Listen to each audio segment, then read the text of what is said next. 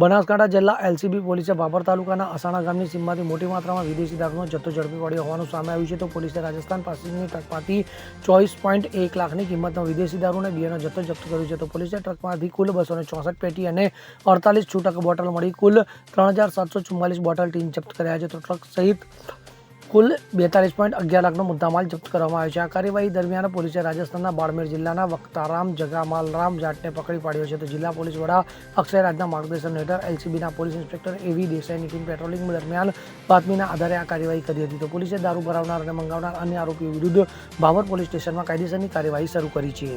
Bureau report CN24 news. હવે જુઓ દેશ દુનિયાની તમામ ખબરો તમારી આંગળીના ટેરવે.